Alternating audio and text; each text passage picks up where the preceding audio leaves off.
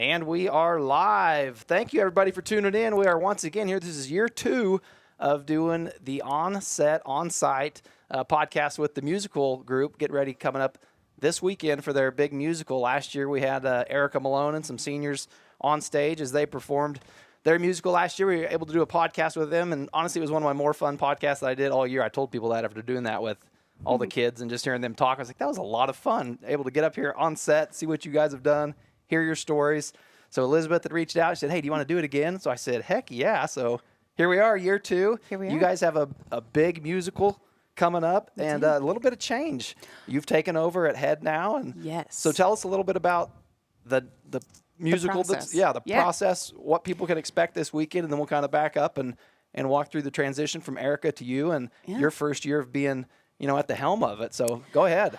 So this year's musical is officially titled The Lightning Thief, the Percy Jackson musical. It is an adaptation from Rick Riordan's book 1 of the Percy Jackson series.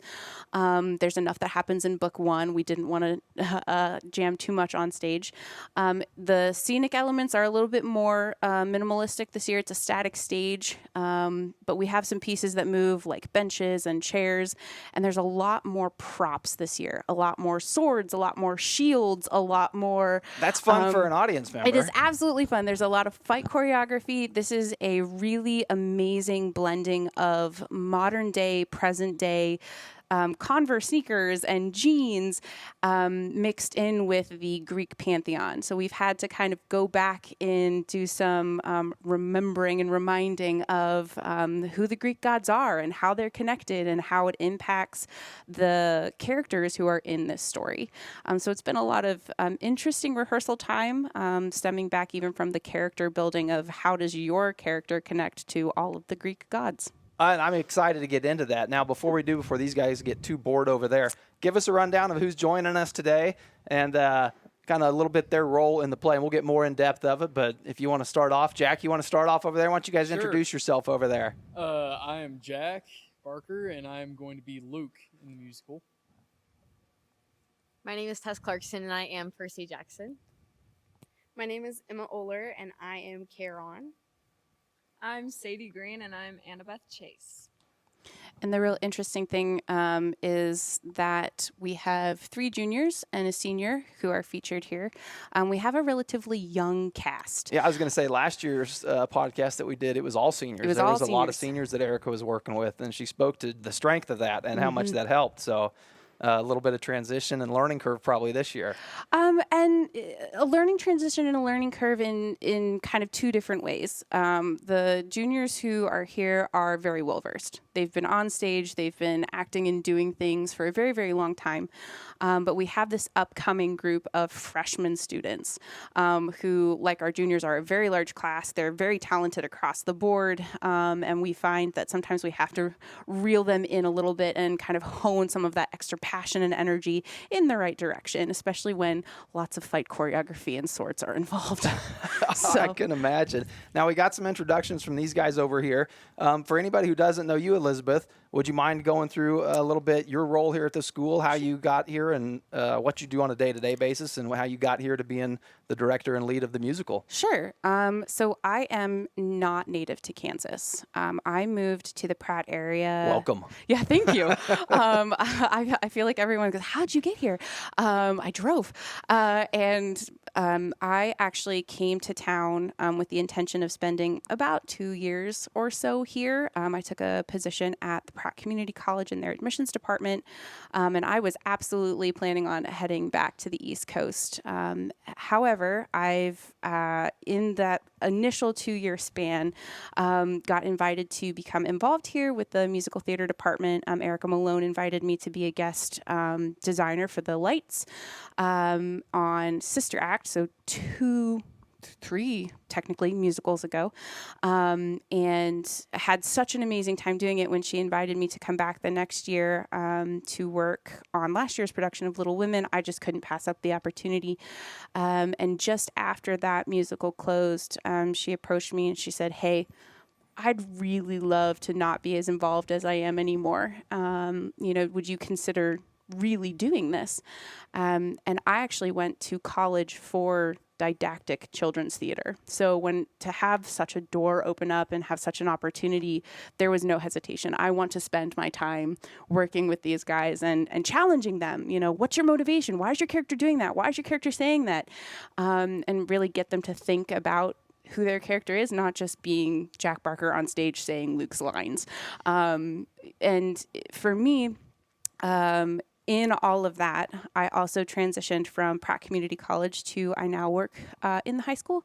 I'm in the guidance office helping with college and career conversations. I'm doing a lot of the administrative assistant event planning pieces. So I get to see these guys in the hallways every day now too. How difficult was it, or how much scramble mode did you go into when Erica approached you, said, would you like to take this over? And then all of a sudden, I've got to come up with the play for next year. I'd imagine if you're the one that knows you're going to be doing it for 2-3 years out, you've kind of always got a list in the back of your head. But to get it thrown on your plate that, hey, you are taking over, now it's your choice of what you do. And how do you decide that? So I was actually already in a really solid position. I like to come out and support. I went to a smaller high school in a rural area. So being active and having a lot of school spirit, going to the athletic events, going to the activities, going to the concerts was just a normal part of my growing up. And I love that I get to continue to do that here. So for me, I continued to go to the choir concerts and the dinner theaters and the band concerts. I was watching during halftime shows at the football games. Which of the cheerleaders can I hear the loudest? Who's protecting their voice? Who's got the stage presence at the choir concerts? Who do my eyes gravitate towards in terms of even the group ensembles? So I was quietly recruiting while supporting all of my greenbacks, making your list, making my list, checking it off, and just talking to people, right? Because I know the transition from one director who's been around for a really long time to a relatively new face can be scary and challenging in and of itself. And that thought process also impacted how I went about looking at titles for musicals. I wanted to involve a cast that had a really active ensemble. I can remember being in shows myself in my high school and collegiate experience where there wasn't really a lot for the chorus to do, right? You hung out backstage, you came on for 2 numbers, you did some jazz and tap, and then you were off stage while everyone else who had a named or a lead role took on for the most of the responsibility of the show. I wanted to get more involvement in and really look at a flexible casting show. And then, of course, I wanted to have a show that had a large cast so that we could involve as many students as wanted to participate as possible, whether on stage or in our technical aspects. And Percy Jackson really fit the bill for the talent that I knew was going to come out to audition and the talent I hoped was going to come out to audition. I couldn't imagine a better show pick for this year. It's been really, really amazing. And I hope no one's bored. No one's told me that they're bored. The work that you guys put into it is amazing. Now, I see you guys were shaking your heads a lot, nodding over there a lot throughout that. How difficult, or not difficult, but the process of a different director, going in from like your sophomore to junior year, junior to senior year. Was there much of a transition for any of you kids of someone new is teaching us what to do, or the fact that she'd been here for a few years made that transition easier? I agree with your last statement. I think that because Liz had been gradually brought into our show, she knew how scheduling worked and she knew how Malone and past directors did it. So it was pretty an easy transition. And we also all know Liz and all love Liz. So it was great. I think also she helped us a lot during last year's musical, Little Women. She was part of our character growth and all of our we had never dove deep into the characters that we were playing. And so that was something that she was really different for us last year. And so we kind of got introduced to her that way. And we were like, okay, this lady's cool. She's going to be really nice. And so yeah, that was exciting. That's fun. Now, how much input do they have on when you pick a theme? What do you call it? A theme or the name or the title? The title of the show. Title of the show. When you pick a title of the show as a director, do the students, or is it kind of vary director by director? Do they get any input as far as artistic creativity, or no, none at all? Tess is shaking her head. None at all over there. Well, now, is that by legality? You can't change a script, or is that the rigidness of the director? So there is a contract that we sign. So there are some legalities that are incorporated into that. You can't just throw a weird fight scene and then make Right. a hero die off if you just feel like it. Right, yeah. And I am not a playwright. I am not a composer. I don't want to add songs in. I don't want to rewrite things. I like working with the text. So choosing a script and signing that contract with the licensing company, we're using Concord Theaters for this particular show. That there is some very strict rules we have to adhere by. So, for example, as much as I would love to do a live broadcast of our show or have recordings available for families to purchase post-show, it's actually in our legal contract that we can't record it. That's why in playbills you'll see, please no flash photography, please don't record this show of any kind. It actually is illegal. Well, there you go. That's why we aren't live streaming any of the musicals because of copyright infringement. So. Now, having said that, yes, as the artistic director, I'm the one who speaks with our musical director, Mr. Wade, to talk about talent and what shows we think we can do and how it works on our stage for our space and the things that we know are kind of funky in our particular theater. But when it comes to artistic direction and the power that these guys do have, one of the things that I often have found myself repeating in this process specifically is, well, what would your character do? Why are they saying that? This is play, right? Because there are no right answers. They're the ones who are embodying these characters. I try really, really hard not to give them very specific line readings because I don't want to influence how they're forming their character. So a lot of that is a back and forth between us while we're on stage, while we're blocking, while we're creating the scenes, because they're the ones who are ultimately doing it. So that's where their power comes in creatively. How difficult is that, Jack? She mentioned that earlier when say, don't read the line like Jack Barker would read it as this character, but how would that character read it? How difficult is that to have that mindset? It's not too difficult. You just kind of imagine how your character would say it and just do it.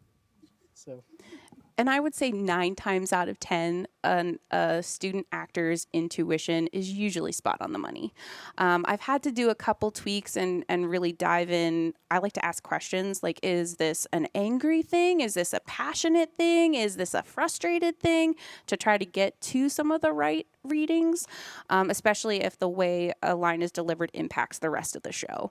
But really, 9 times out of 10, their natural ability to look at the script, look at the context, serves them very well. Now, and how many kids do you have that participate in this musical? You know, everybody sees the main cast on stage, but how many are on the roster, or how many go into putting a musical like this together? It takes an absolute village, and especially in this show. It's interesting because a lot of people will look at a cast list when they're first posted, and they'll say, oh, chorus, I'm not important. I am here to tell you, for anyone listening, being in the chorus is the hardest job. It's the hardest thing that you can do. They're all nodding. Explain that. Why is that? Because named characters have all of the context. Their entire character should be pretty much pre-built for you based on the lines and the backstory that are given to you. Chorus members have nothing. Just improv then? They're more improv, and as far as being on stage and a little bit. They literally have to build their character from the ground up and imagine what that character's backstory is and why they're acting that way and what has brought them to that place. And in this show specifically, our ensemble members are wearing many, many hats, right? They're not just the chorus. They play statues. They play half-blood campers. They play museum goers and classmates. They play a whole variation of the dead of the underworld. And they play... what am I missing? There's a whole slew monsters and creatures, and our cast list is 35 students strong this year. Last year we were at 29 in our cast. We have 9 10, 11 in our tech crew who are students. That doesn't count any of our costume assistants, painting assistants, people who came out on set day, none of the volunteer parents, none of the pit band, and none of our creative team. So we've actually seen quite a bit of growth because last year for tech, we actually only had 7. So there has been additional students who have come out to participate in this musical, and no one has sat around twiddling their thumbs, thank goodness, because they're literally in so many of the scenes of this show. The show could not happen without our ensemble. Oh, that's great. You know, It just couldn't. And you mentioned team. You know, last year or the last couple years, Erica's had you as, you know, lights and design and things like that. Who is you this year? Who do you have that has stepped up and filled that role? A combination of folks. We've had some student apprentices who have come in to learn from me. They're in our playbill and credited thusly. We've got Brandon Wade again as our musical director. He is also the one who leads our pit band. Our pit band has almost doubled in size from last year. We have an actual drummer and a bass player this year, as well as Keytar will be making an appearance. Oh, now that Mr. Wade finally got his beloved guitar. He's going to be playing guitar for us. And it matches the show, and it goes perfectly well. He's literally not just throwing it in. It is asked for by the show. And then in our light booth, we have a couple students, actually, who are going to be running lights and microphones, and even our sound effects. We'll have a sound effects board operator this year. Oh, that'll be fun. Now, I want to get to some of you guys. I asked some of those seniors that I had on stage last year during the musical a couple questions, you know, as far as like what's your most memorable moment in your years? Doesn't have to be this year with this specific musical, but just in your tenure here, your span of being in High School Musical. Anybody have a memorable moment that you can look back on to this point that you want to share?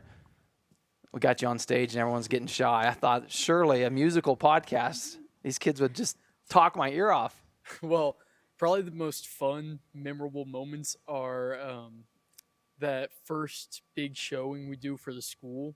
You get there really early and you just kind of hang out, get into character, costumes, makeup, and It's the culmination of so many weeks of hard work that Yes. it's the hardest thing you'll ever do is perform for your peers or your colleagues. And for them to be excited to do it's actually really refreshing. I was going to say, how fun is that one, the midday performance that you guys do for all the students, the grade schools? Is that the worst one? Is that the most terrifying one? Because you know the parents and adults are going to love it, I assume. And it's your peers, like she said, With that's your probably... friends, like, they know how much time you put into it, and they know that you're at rehearsal every night for the past 3 months, like every single day, and like they don't understand everything that goes into it. So you're like, well, I hope they like it, and it's pretty scary. Then on the other side, like, also, you know that a lot of kids at school aren't into musicals at all, so they're like, oh sweet, I get to get out of class for 2 hours, I get to take a nap in the auditorium. Right, So you're it's just hoping they're paying some people attention don't enough even to wanna clap. be here, and so it's like, it's nerve-wracking, definitely.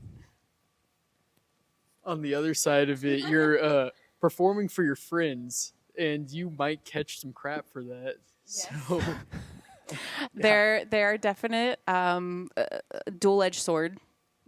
I know, lots of swords in the show, but a dual-edged sword that comes along with performing for friends, right? They know who you are outside of this space. Right. And I'm over here objectively asking them to not be themselves and to act as someone completely separate from who they are. Specifically for me, because in the show I play a male and I am female, so it's like I'm going to perform in front of my peers, and they all know that I'm a girl, and it's going to be really difficult, but I'm scared, but it'll be great. Hey, the more things you do that make you uncomfortable, the better it makes you. I have found that sticking with that idea of this is play, there are no wrong answers, has made the rehearsal process for the show especially a little bit more lighthearted. I know last year's show had some very deep moments and material.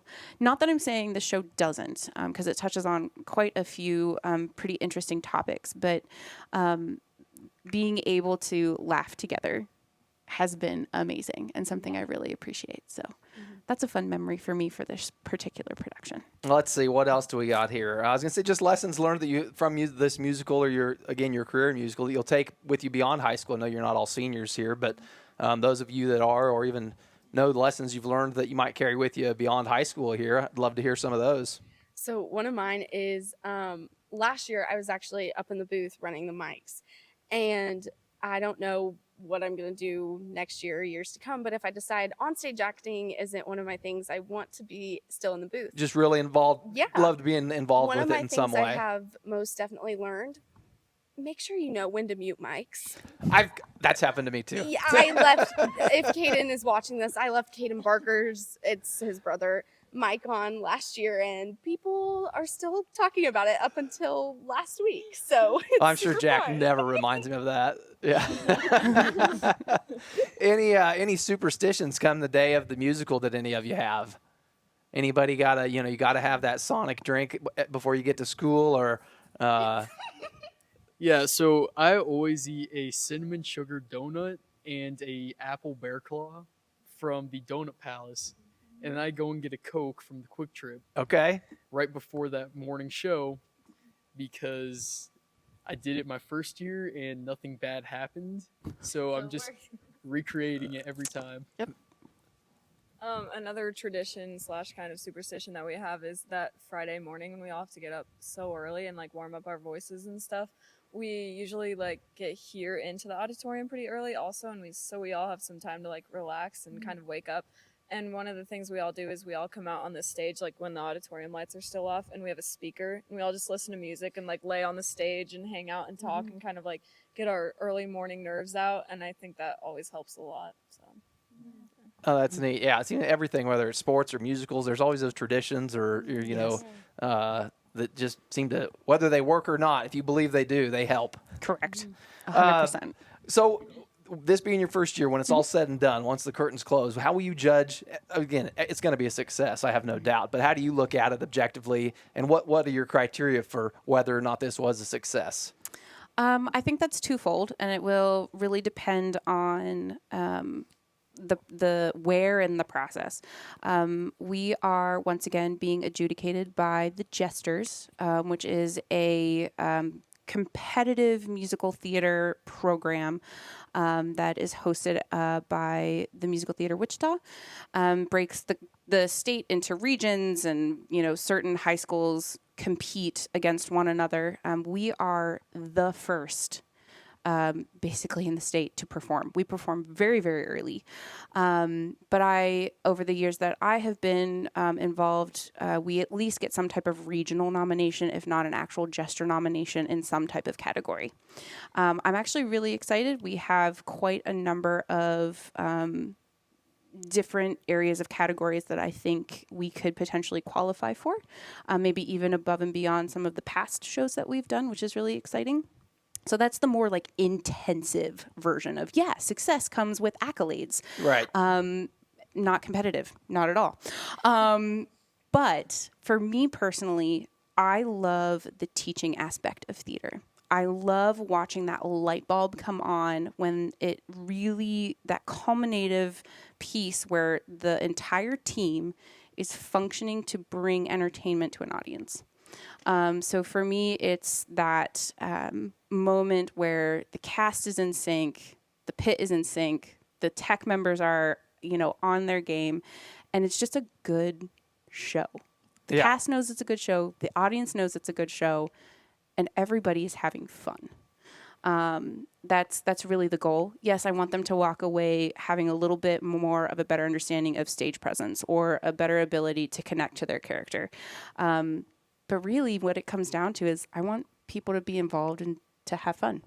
Yeah, this is something that you can't fail at, really. Like you said, there's some accolades that do go along with it or that are out there to achieve, but there is no, you can't walk away and be like, oh, we didn't succeed in that.